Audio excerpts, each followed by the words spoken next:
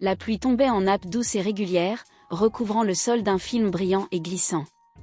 À l'intérieur d'une voiture de police garée dans une rue déserte, l'officier Ryan Mitchell ajusta son gilet tactique, jetant un coup d'œil à son partenaire Charlie.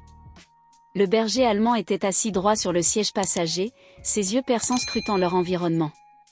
Ils avaient répondu à d'innombrables appels ensemble, mais quelque chose dans celui-ci semblait différent. Il y avait un poids dans la voix du répartiteur que Ryan ne pouvait ignorer, un sentiment d'urgence qui s'installait au plus profond de lui. Unité 12, nous avons des rapports d'activité suspecte à l'ancien entrepôt sur Western Drive. Présence possible d'individus armés. Procédez avec prudence, des renforts sont en route, indiqua la radio dans un grésillement. Ryan expira profondément et tendit la main pour donner à Charlie une tape rassurante sur la tête. Juste nous pour l'instant, mon pote. Reste vigilant. Charlie émit un faible grognement d'approbation, son corps tendu et prêt à agir. L'entrepôt se dressait contre le ciel noir de jais, ses murs écaillés et ses portes rouillées s'élevant comme des géants silencieux. La pluie dégoulinait des bardeaux fissurés, son cliquetis rythmé résonnant étrangement dans la nuit. Ryan avançait avec précaution, son arme dégainée, ses yeux scrutant chaque ombre. Charlie marchait près de lui, reniflant l'air humide, ses oreilles tressaillant au moindre bruit. Soudain, Ryan se figea. Des pas précipités mais étouffés résonnèrent faiblement à l'intérieur de la structure. Levant le poing, il fit signe à Charlie de s'arrêter. Le silence qui suivit était assourdissant. Puis un bruit métallique aigu retentit, quelque chose tomba et roula sur le sol en béton. Avant que Ryan ne puisse réagir, une douleur brûlante explosa dans son côté gauche. Il tituba en arrière, sa vision vacillant alors qu'il luttait pour rester debout. Sa main se porta instinctivement vers la blessure, et lorsqu'il la retira, elle était couverte de sang. Ses genoux fléchirent, et il s'effondra sur le sol mouillé. Le monde autour de lui tournait. Charlie ne bougea pas. Le chien se tenait comme une statue à côté de son partenaire déchu, son regard fixé sur les ombres devant lui. C'est alors qu'ils émergèrent, trois silhouettes se dessinant dans la faible lumière d'un lampadaire lointain. L'une d'elles tenait un objet brillant dans sa main tandis que les deux autres chuchotaient entre eux. Leur voix était basse, mais empreinte de nervosité. Ryan essaya de parler, mais sa voix était faible et rauque. Charlie resta immobile, émettant un grognement guttural et profond, un avertissement qu'il était prêt à protéger, quel qu'en soit le prix. Alors que la force de Ryan diminuait, Charlie affronta seul les trois hommes. Le fidèle berger allemand se tenait debout, ses pattes fermes sur la surface glissante, ses oreilles plaquées en arrière, concentrées. Les silhouettes s'approchèrent, leurs bottes éclaboussant les flaques d'eau. Ce n'est qu'un chien, marmonna l'un d'eux, bien que son ton trahisse un doute. Charlie grogna plus fort à ces mots, abaissant son corps de manière défensive comme s'il était prêt à bondir. Ses yeux scrutaient chaque mouvement des hommes, lisant chaque tic, chaque geste. La pluie continuait de tomber, accentuant la tension dans l'air. L'un des hommes bougea en premier, avançant lentement vers Charlie, sa main tendue dans un geste de confiance feinte. Mais son hésitation était palpable. Charlie ne recula pas. Il resta immobile, ses yeux perçants fixés sur l'homme. Ce dernier s'arrêta, regarda par-dessus son épaule et murmura. « On n'a pas le temps pour ça. Attrapons le flic et filons. » Entendant cela, Ryan rassembla toutes ses forces et murmura. « Charlie !» Bien que faible, sa voix fit tressaillir les oreilles du chien. Leur lien était tacite, un mélange de confiance, de loyauté et de compréhension mutuelle. Charlie répondit par un grognement plus intense, un écho à l'appel de Ryan. Alors que les hommes échangeaient des regards incertains, le bruit lointain des sirènes brisa le silence. C'était faible, mais suffisant pour semer la panique. « Oubliez ça, on dégage », lança l'un d'eux. Les silhouettes disparurent dans l'obscurité. Charlie resta immobile jusqu'à ce qu'il soit sûr qu'il soit parti, puis se précipita aux côtés de Ryan. Sa fourrure mouillée frôla le bras de son partenaire. Malgré son épuisement, Ryan esquissa un faible sourire et tendit une main tremblante pour toucher le cou de Charlie. Les sirènes se rapprochaient, signalant que l'aide arrivait enfin. Charlie resta aux côtés de Ryan, une promesse silencieuse qu'il ne le quitterait pas. Charlie leva la main pour signaler à l'équipe d'arrêter. il se figea sur place, ses oreilles tremblantes. Alors qu'il se concentrait sur la source du bruit, la tension était palpable à chaque seconde, s'éternisant alors qu'ils attendaient que quelque chose se produise. Soudain, une silhouette surgit de derrière une pile de caisses, courant vers la sortie la plus éloignée. La police réagit instantanément. Grant cria, sa voix résonnant dans l'espace caverneux. Charlie n'hésita pas. Avec une accélération soudaine, il chargea vers le suspect. Ses foulées puissantes réduisirent la distance en quelques secondes. Le suspect jeta un coup d'œil par-dessus son épaule, la panique se lisant sur son visage lorsqu'il réalisa qu'il ne pourrait pas distancer le K9 déterminé. Alors que Charlie se rapprochait, les officiers se préparaient à intercepter. Ce qui suivit démontra à quel point le lien entre l'homme et le chien pouvait être vital face au danger. Le bruit des pas résonnait dans le vaste entrepôt. La respiration du suspect était lourde, ses regards désespérés par-dessus son épaule trahissaient sa peur croissante. Charlie poursuivait sans relâche, son corps profilé, concentré sur sa cible. Derrière lui, l'officier Grant et son équipe progressaient rapidement, criant des ordres au suspect pour qu'il s'arrête. Mais c'était Charlie qui menait la charge. Le suspect atteignit la sortie la plus éloignée et tenta de tirer la porte, mais elle se bloqua à moitié, raclant bruyamment le béton. Ce délai était tout ce dont Charlie avait besoin. D'un bond puissant, il fut sur les talons de l'homme, aboyant d'une manière autoritaire. Le suspect gela instinctivement, levant les mains en signe de reddition. Charlie resta ferme, grognant doucement, ses yeux perçants fixés sur l'homme. Grant et les autres officiers arrivèrent quelques secondes plus tard, armes dégainées. « Ne bougez pas !» ordonna Grant d'une voix forte et inébranlable. Le suspect tomba à genoux, les mains toujours levées, alors que les officiers s'approchaient pour le sécuriser. Charlie ne bougea pas, son grognement diminuant légèrement, mais sa concentration restant intacte. Ce n'est que lorsque Grant attacha les poignets de l'homme avec des menottes que Charlie recula. Son travail était terminé, pour l'instant. Ce n'est qu'une partie de ton texte, car il est assez long et détaillé. Souhaites-tu que je continue là? Dans une course contre la montre, avec Charlie, une fois de plus à l'avant-garde de leur mission, l'ambiance dans la station changea brusquement lorsqu'un analyste se précipita dans la salle de briefing en tenant un élément de preuve nouvellement décodé. « Nous avons raté quelque chose, dit-elle, la voix tremblante d'urgence. Elle étala une carte sur la table, indiquant un endroit qui n'avait pas été marqué auparavant, un chantier naval à la périphérie de la ville. L'un des documents mentionnait une livraison prévue pour ce matin. Si nous avons raison, il prévoit peut-être de déplacer des explosifs ou des armes vers un autre endroit. L'officier Grant sentit son estomac se serrer. L'avertissement énigmatique du suspect prenait désormais tout son sens. Le complot n'était pas terminé. « Combien de temps avons-nous » demanda-t-il à l'analyste. Elle jeta un coup d'œil à sa montre. Si le timing dans le document est exact, moins d'1 heure. Grant se tourna vers Charlie, qui se tenait à ses côtés, les oreilles dressées, prêt à agir.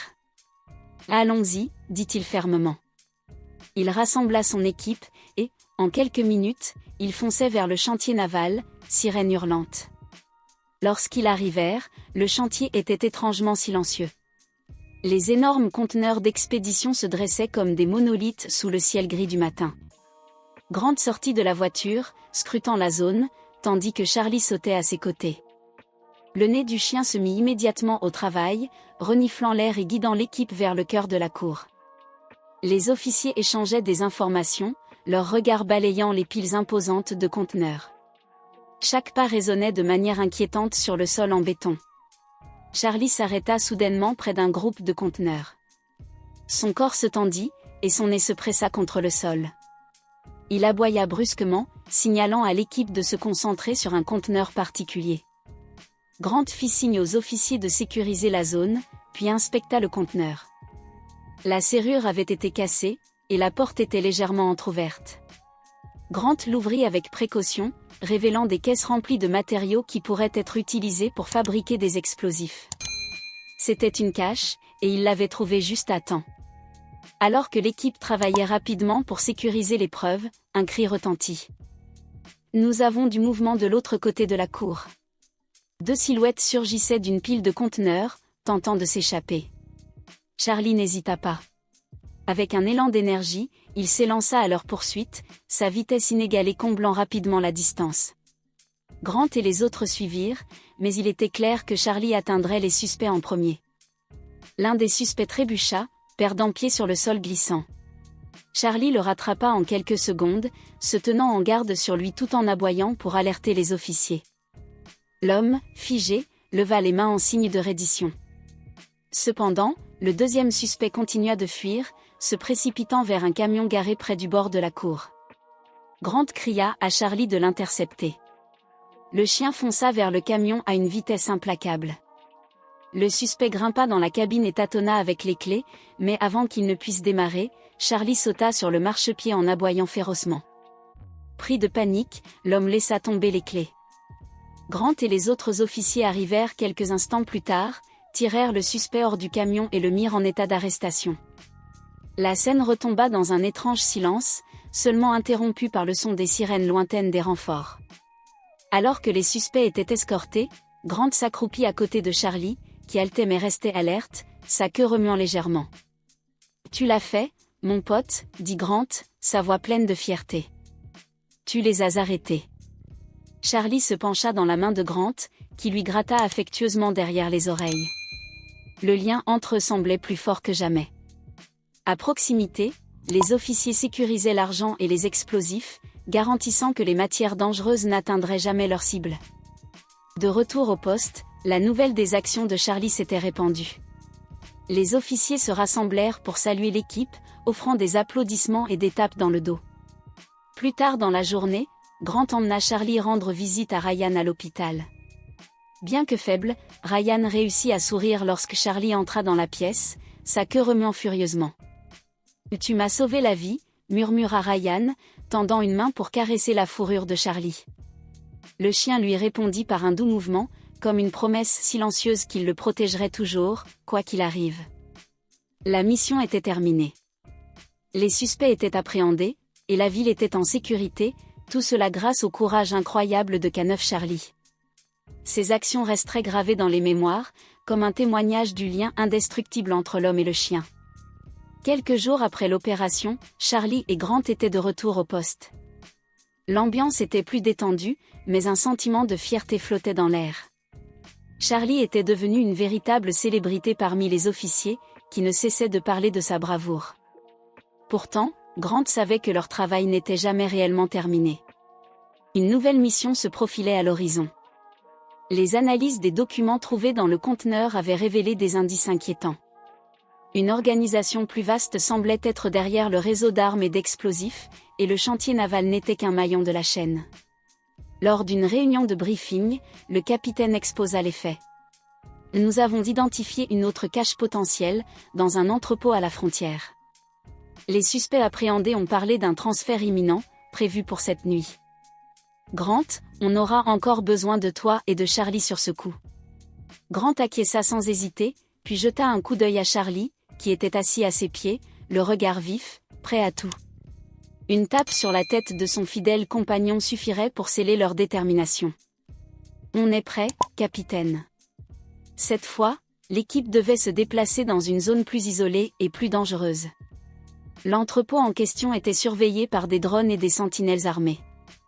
L'infiltration nécessiterait une coordination parfaite. Charlie, avec son flair exceptionnel, jouerait un rôle crucial pour localiser la cache et éviter les pièges. La nuit tombait lorsque l'équipe arriva près de l'entrepôt. Ils s'installèrent dans une zone boisée, à l'abri des regards.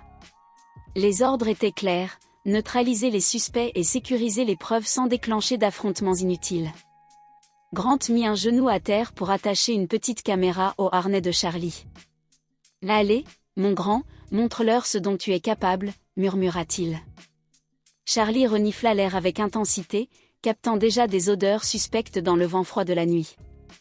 En silence, il se glissa en tête du groupe, menant Grant et les autres officiers à travers l'obscurité. Les bottes des agents effleuraient à peine le sol tandis que les bruits de la forêt nocturne semblaient s'amplifier autour d'eux. Soudain, Charlie s'arrêta net, le nez pointé vers un faisceau de lumière venant de l'entrepôt. Il se coucha au sol, signalant la présence de mouvements à proximité. Grant leva le poing pour indiquer à l'équipe de stopper. À travers les jumelles, il aperçut 2 gardes armés patrouillant autour du bâtiment. 2 à l'entrée principale. On va devoir les contourner, chuchota Grant dans son micro. Avec prudence, ils se faufilèrent sur le côté du bâtiment, suivant toujours Charlie, qui semblait guidé par un instinct infaillible. À l'arrière de l'entrepôt, une porte dérobée était entr'ouverte, laissant filtrer un faible éclat de lumière. Charlie huma l'air, puis grogna doucement, un signal d'alerte clair pour Grant. « Il y a quelqu'un à l'intérieur », souffla-t-il. L'équipe se mit en position. Grant jeta un coup d'œil à Charlie. « C'est le moment, mon pote. » Charlie s'engouffra dans l'entrepôt, silencieux comme une ombre. La caméra sur son harnais transmettait en direct ce qu'il voyait. Des caisses empilées, des armes soigneusement rangées, et une silhouette en train de manipuler un téléphone. Grant et son équipe pénétrèrent discrètement à l'intérieur, couvrant toutes les issues. Lorsque le suspect leva les yeux, il était déjà trop tard. Charlie bondit, immobilisant l'homme d'un aboiement puissant. Sous la menace, le suspect n'eut d'autre choix que de lever les mains. Mais alors que l'équipe croyait la situation sous contrôle, un bruit sourd retentit derrière eux. Une trappe s'ouvrit soudainement, laissant apparaître 2 autres individus armés. Le chaos éclata en un instant. Grant plongea à couvert, tirant Charlie à l'abri d'un geste rapide. « On a besoin de renforts !» cria-t-il dans son micro. Charlie, lui, ne perdit pas une seconde. Il se faufila entre les caisses, profitant de sa petite taille et de son agilité pour déstabiliser les assaillants. Pendant que les agents échangeaient des tirs, Charlie surgit derrière l'un des suspects et le désarma en mordant son poignet. Les renforts arrivèrent rapidement, encerclant l'entrepôt et mettant fin à l'affrontement. Une fois encore, Charlie avait joué un rôle décisif, permettant à l'équipe de reprendre le contrôle de la situation. Au petit matin, alors que le soleil se levait, Grant et Charlie se tenaient côte à côte, observant les preuves saisies, des armes lourdes, des explosifs, et un carnet de code crypté qui promettait de révéler encore plus sur l'organisation criminelle. « Beau travail », dit Grant en grattant derrière les oreilles de Charlie. Le chien répondit en remuant la queue, visiblement satisfait. Mais Grant savait que leur mission n'était pas terminée. La traque de cette organisation venait tout juste de commencer.